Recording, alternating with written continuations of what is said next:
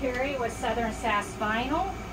Today we are going to look at the Scrunch Sublimation All Over shirts. So today I'm using a Next Level shirt. The poly count on this is 65%. It is the oatmeal, is the darker one. Unfortunately, I did not have a white shirt today. So I'm going to show you how I do it. So I've already subbed my design, my main design, onto my shirt.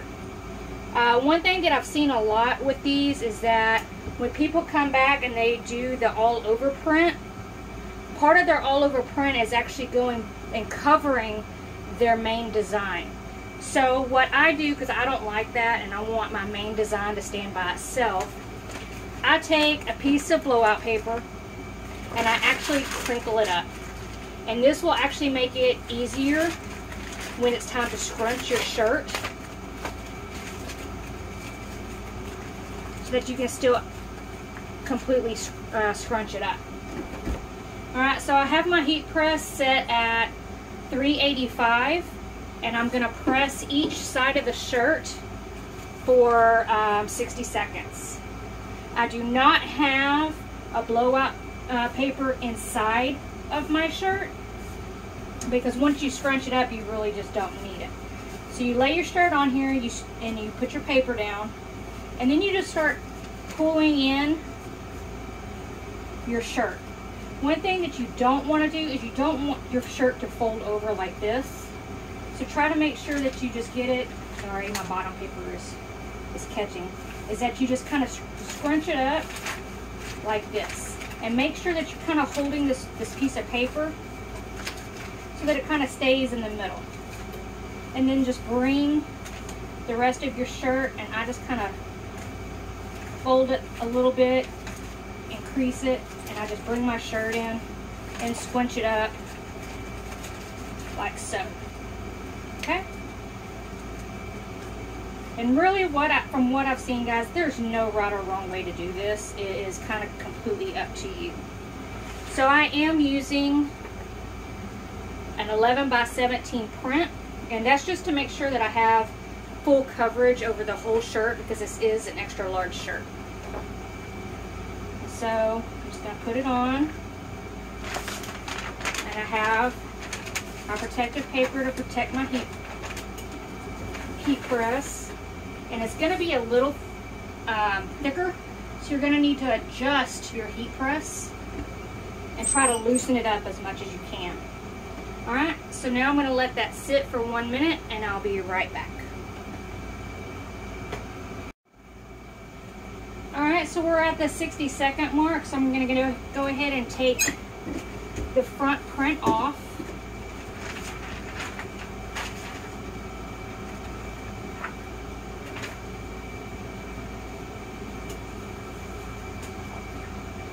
It is very hot.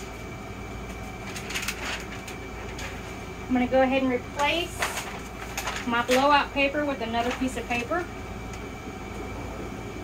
And I actually just realized I did not cut another piece. So give me just 1 second and let me cut the piece for the other side.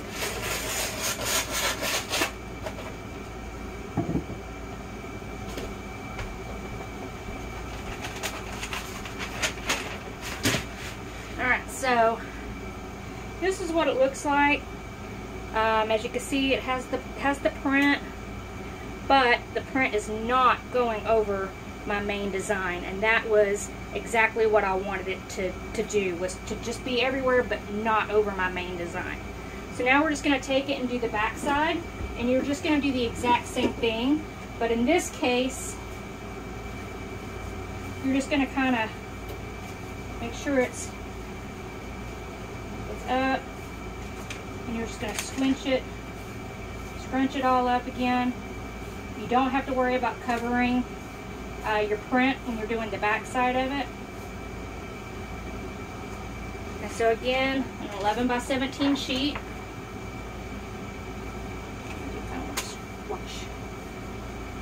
Scrunch it up a little bit more. I'm going to make sure I get part of my neck this time. Okay, cover it. My blowout paper.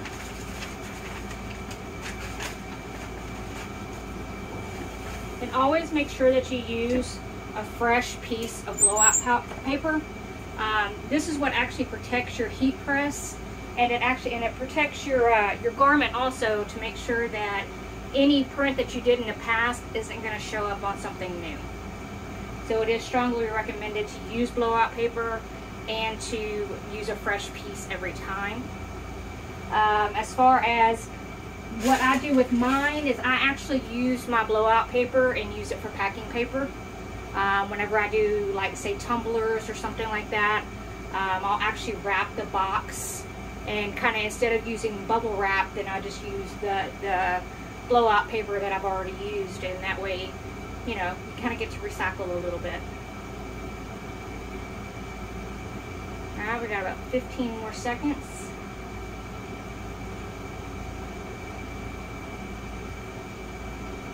And like I said, I've seen 100 different ways already on how to do this, and it's really just whatever works best for you. From what I can see, there really isn't no right or wrong way to do this. It's just user preference. My heat press is longer this way than it is this way, so a lot of times I'll actually turn my prints and my shirt so that it's, you know, the neck of the shirt's this way and the back of the shirt's this way. And that way it just gives me a longer press area, like I said, because my press is longer than it is wide. So alright, we're at our 60 seconds. Again, it's going to be very hot.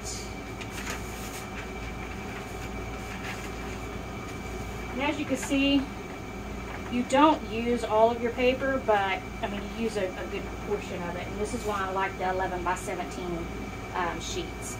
Just take it and kind of pull it off to the side. Make sure you take your blowout paper off. Go ahead and turn this off.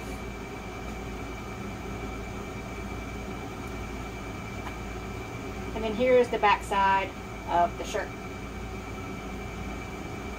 And so this is where you would get, you know, probably another piece of blowout paper or two, and go in, and once you're done, just do a quick press to remove all the wrinkles out of the shirt. And so I'll do that, and I'll get back to you all in just a second. Okay, so I've gone in and very quickly heat press my shirt to try to get some of the wrinkles out. I don't normally use my heat press for this part, just because using a home iron is actually faster and easier to get all of the wrinkles out. And yes, it's a very wrinkly shirt, front and back. So that's how you do it. That is the scrunch method. I'm using the all over sublimation paper. You can pretty much do the prints with any seamless pattern, digital pattern, and then just print it. You'll usually have to make 2 copies of your print. If you have any questions, though, feel free to reach out to me, and I'll answer as best I can. Thank you so much.